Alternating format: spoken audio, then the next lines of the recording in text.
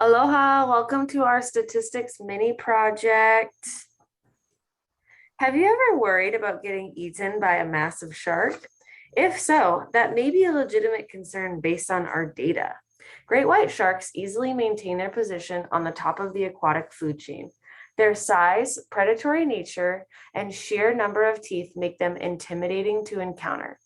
So, just how big are they? Our goal is to determine if the average length of a great white shark is greater than 15 feet long. We can use the information from chapters 7.2 and 7.3 to find hypothesis testing for the mean.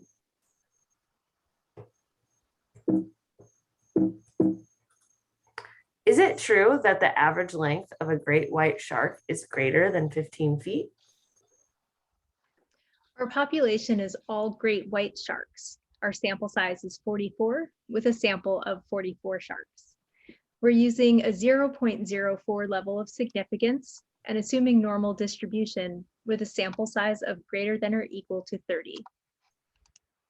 Our procedure was to choose a data set from statcrunch.com that sampled the lengths of great white sharks.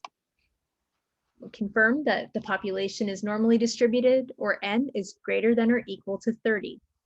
If the standard deviation is unknown, we can use a t-test. We'll state the null and alternative hypothesis. That means that H naught, the mean, is less than or equal to 15. For H alternative, the mean is greater than 15, which is our claim. We'll use StatCrunch to calculate the sample mean, sample standard deviation, degrees of freedom, critical t-value, and p-value.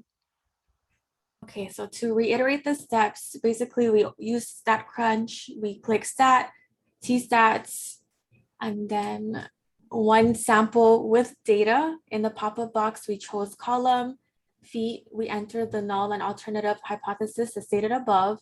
We entered the significance level of 0.04 as designated for this test. We select p-value, plot, and histogram to view graphs illustrating the result. And then this is our data set. And as you can see, this is a right tail data set. Now that we know our p-value, we can now decide whether to reject or accept our null hypothesis. Since the p-value is 0.0672, which is greater than 0.04, we fail to reject our null hypothesis.